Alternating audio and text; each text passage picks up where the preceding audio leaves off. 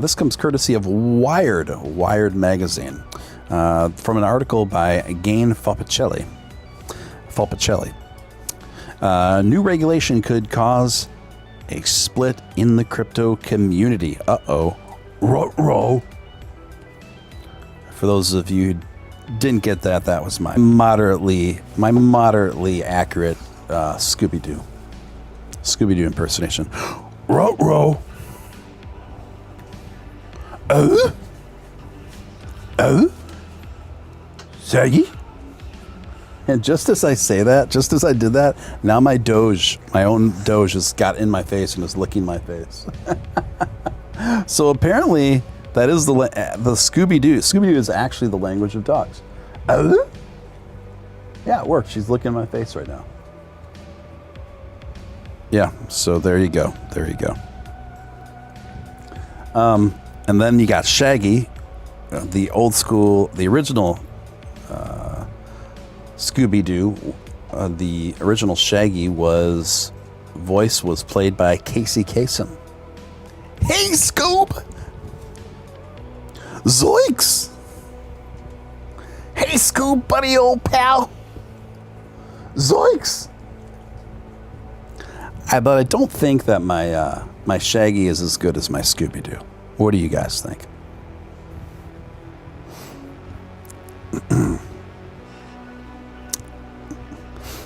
Yeah, see, it is the language of dogs. Tim says my dog is also reacting to you, Steven. Yeah, if you make this noise with your dog, it's like, and I've tried it with a few different dogs. Where if you make this noise with your dog, the ears perk up and they look right at you. Like, it's an easy way to get their attention. You just do this. Oh. It works honestly, it works every time. Your Shaggy is better than my Shaggy. What about Shaggy, the 90s Shaggy? Remember his one big hit, It Wasn't Me? And it was basically like just like this song about a dude that just gets caught banging another dude's wife. And that went on to be just like a pop hit. It was about a dude that got caught banging another dude's wife, and then when he gets caught, he's like, "Oh, it wasn't me. It wasn't me. It wasn't me. It wasn't me. I banged her here. I banged her there. I banged her in the train. I banged her in the bus. I banged her in the shower. I banged her, whatever." It's just like, and it wasn't me, right? So the thing that's so funny to me about that is I used to DJ weddings. Now, I wouldn't say DJing weddings was the most enjoyable experience for me in my DJing tenure, but I kind of just added it to my my lexicon of DJ services that I offered. I DJed nightclubs and I DJed while I was on tour, but then I got into wedding DJing for a little while too, and I did it a lot for a couple of years. Just because the money was really good and it was really consistent, but it's a lot of stress, man. It's a lot of stress. But my point is, that song by Shaggy, Wasn't Me. Every aunt, every drunk aunt at every wedding would always request that song 9 times out of 10 at the wedding reception. And so that is like a wedding reception go-to, which is really ironic. Because here 2 people are celebrating their matrimony. And they're all dancing and going crazy to a song about a man getting caught banging another man's wife.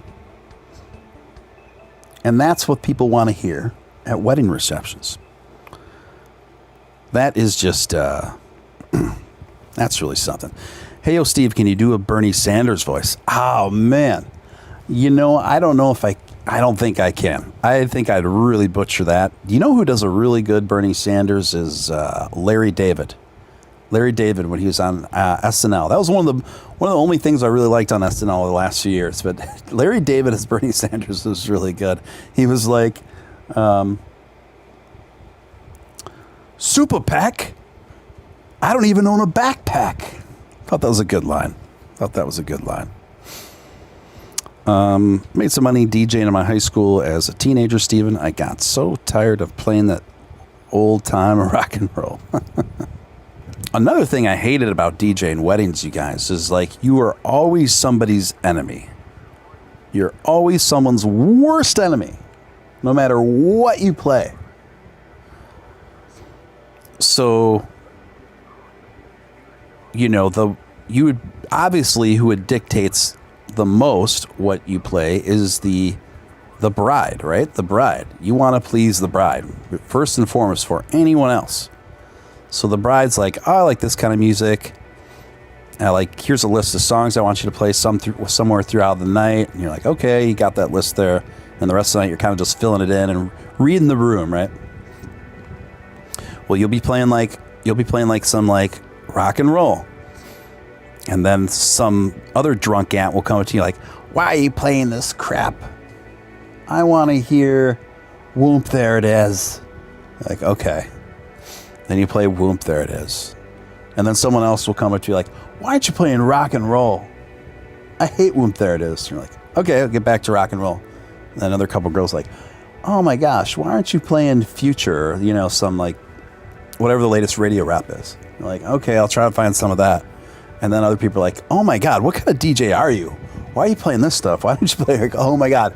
So that was honestly, I think that's the main reason why I quit doing weddings, is because I guess got so sick of dealing with that shit, even though it paid well. I'm like, you guys can please just keep the money. I'm done.